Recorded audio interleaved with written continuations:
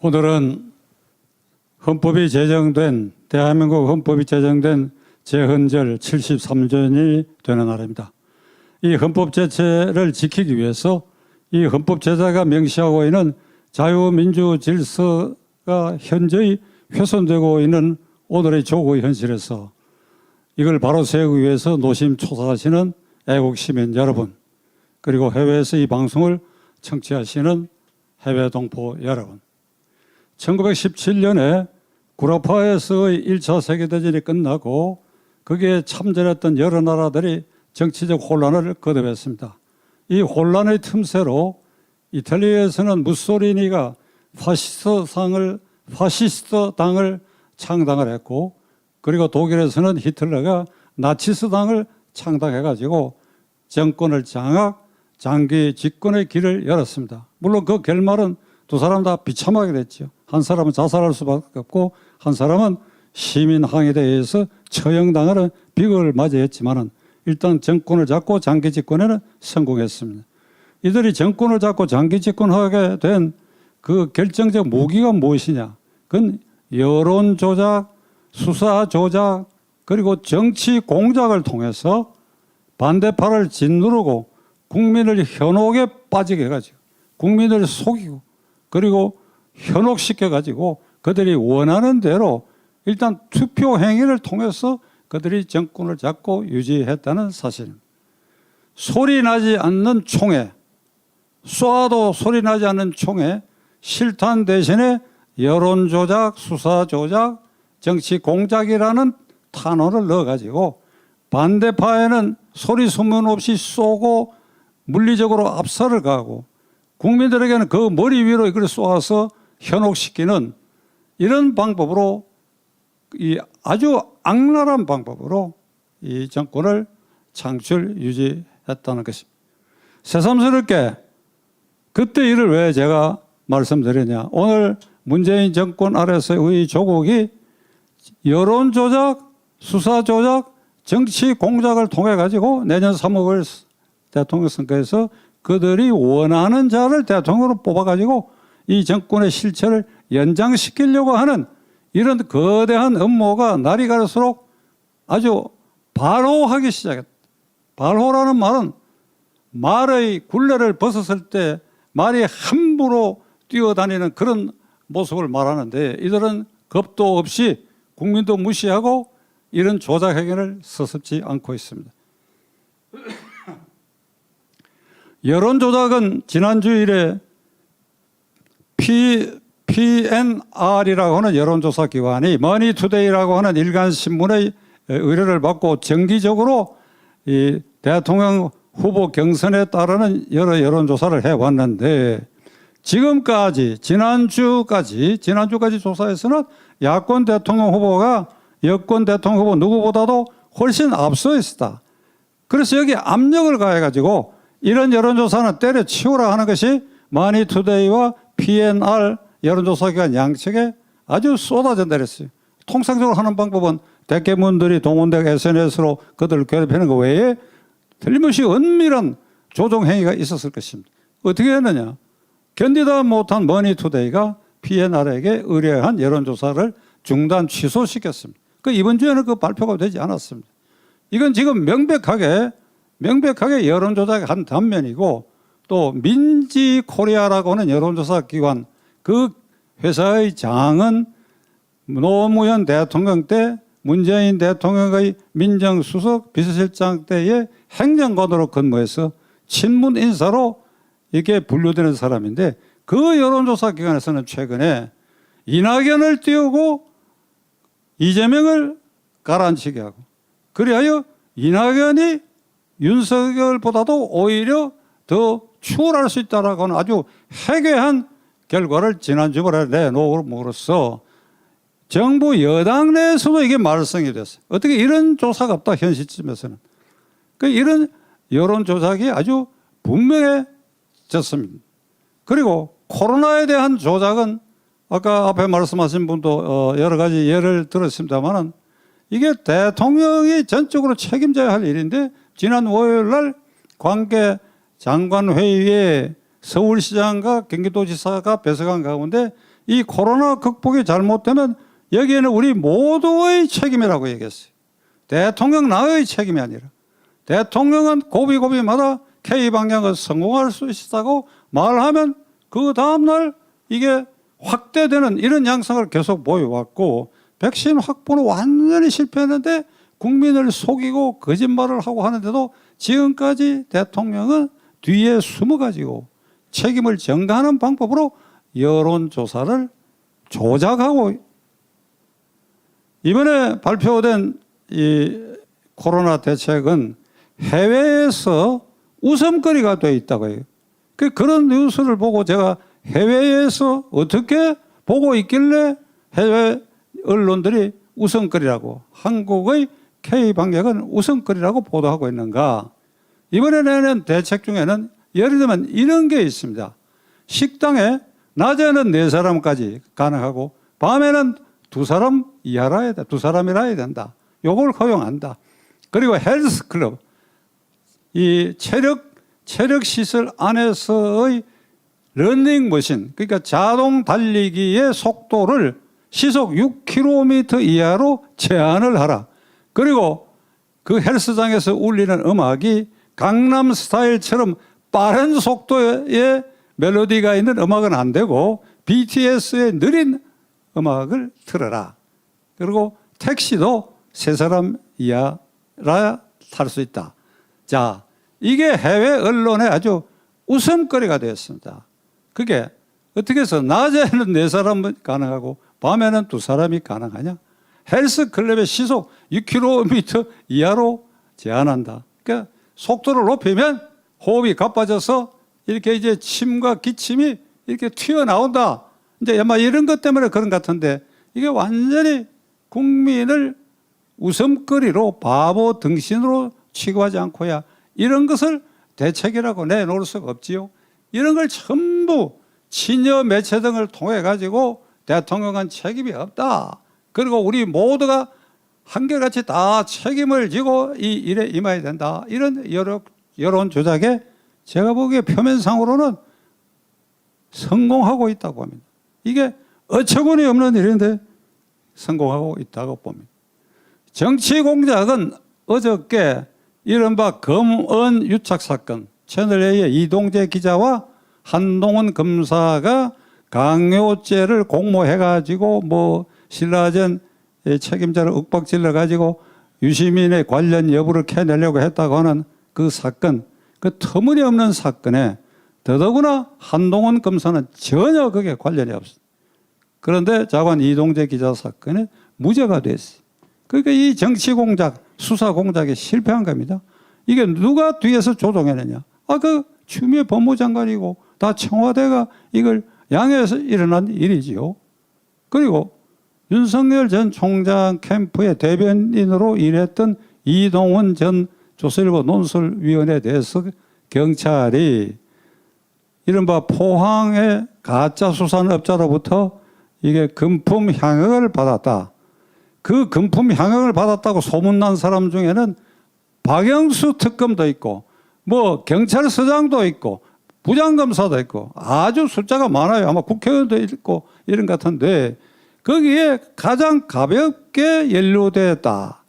골프채를 기증받았는지 보관했는지 헌채 3개를 자기가 갖고 왔다 하는 요 혐의인데도 불구하고 6월 29일 윤석열 총장이 정치 선언을 하던 날 이걸 경찰이 이동훈 대변인이 여기에 관여했다는 걸 발표를 했어요.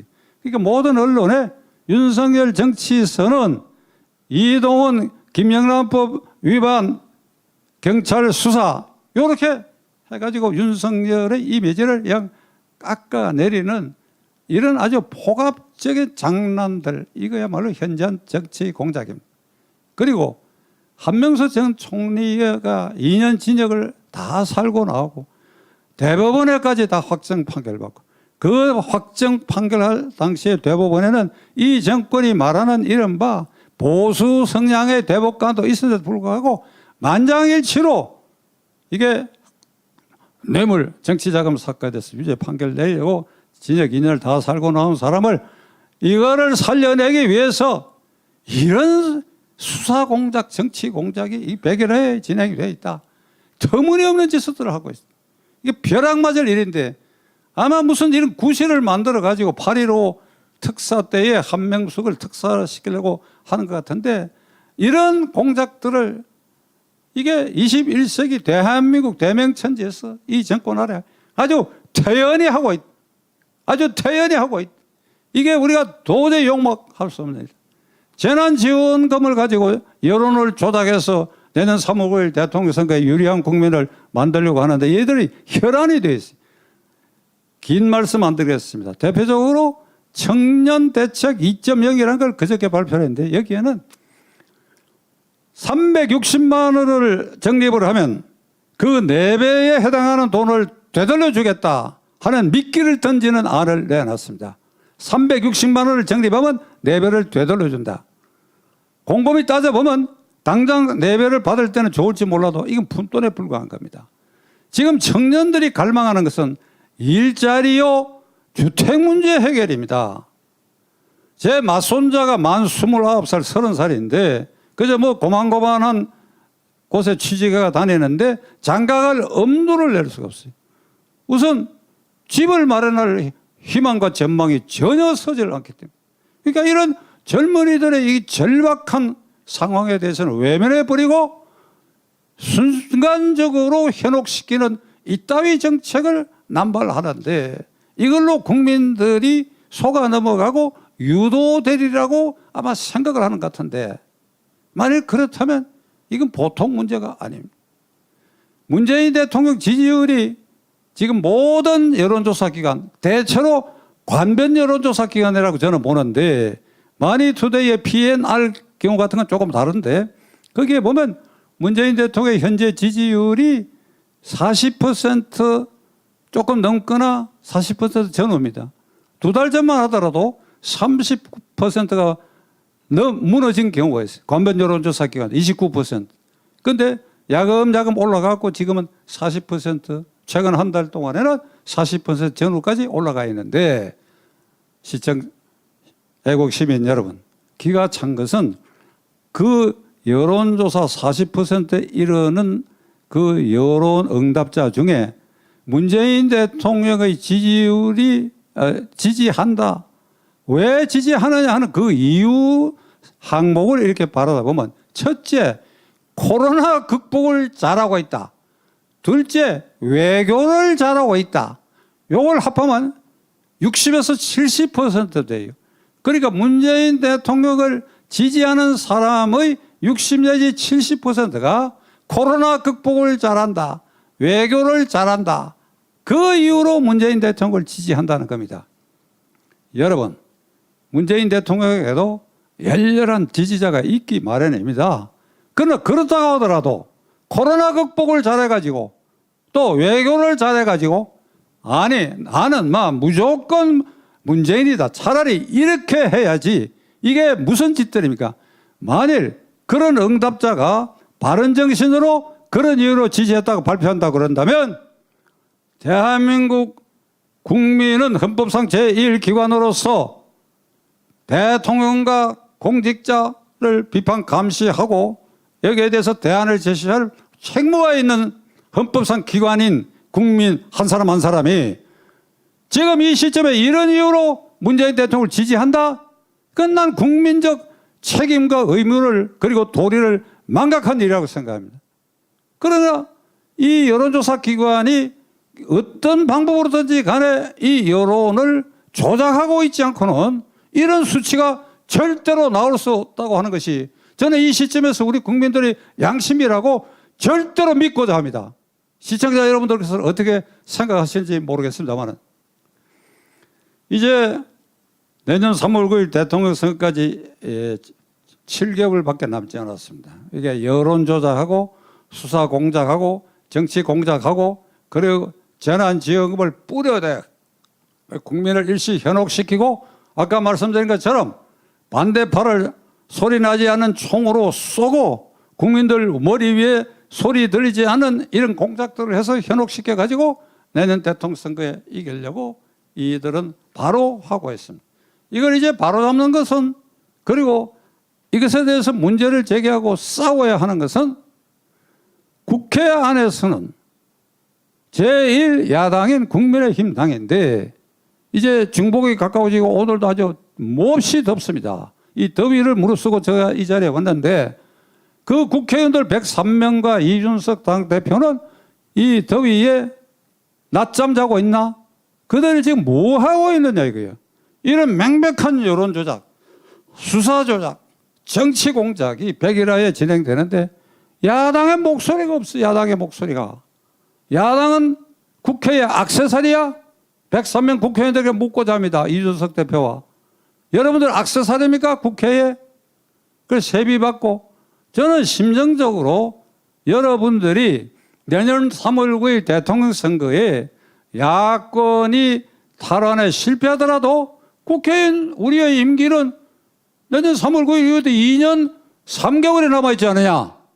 그러니까 배가 두둑하니까 그때도 야당 노릇 계속하고 적당히 체면 유지해서 그리고 그 2년 뒤에 다시 공천받은 국회의원도 그 사이에 세비 타먹고 정치자금 타먹고 해가지고 배불리 등 떠시고 배불리 살면 될 것이지 이 염천에 이 정권하고 맞서서 여론 공작, 수사 공작, 정치 공작에 덤벼들다가 찍혀가지고 공수처 조사를 받을지도 모르고 이런 안이한 생각을 나는 하고 있다고 단정하고자 합니다.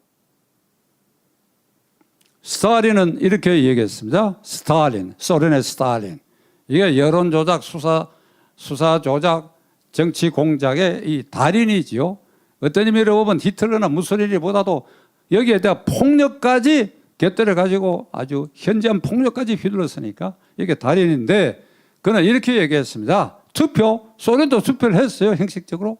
무슨 대의문을 뽑고 하는데 투표는 투표지를 세는 사람의 손에 달려있다. 그러니까 마음대로 할 수 있다. 이게. 투표지는 투표하는 사람의 뜻과 관계없이 그것을 세는 사람, 그러니까 정권, 그러니까 내 수하 사람들 손에 달려있다. 야당이 제대로 싸우지 않고 국민이 분기탕천하지 않고 이대로 간다고 한다면 스탈린이 말한 대로 내년 3월 9일 대통령 선거는 이 정권이 원하는 대로 여론조작, 수사조작, 정치 공작을 통해서 투표지를 그들이 원하지 않아도 직접 세지 않아도 그들이 원하는 방향의 결과가 나오게 될지 모릅니다. 자, 우리 모두 8월 15일을 향하여 어쩔 수 없습니다. 헌법상 제1기관인 국민들이 불방망이를 들고 떨쳐 일어나야 할 것입니다. 떨쳐 일어나야 할 것입니다. 감사합니다.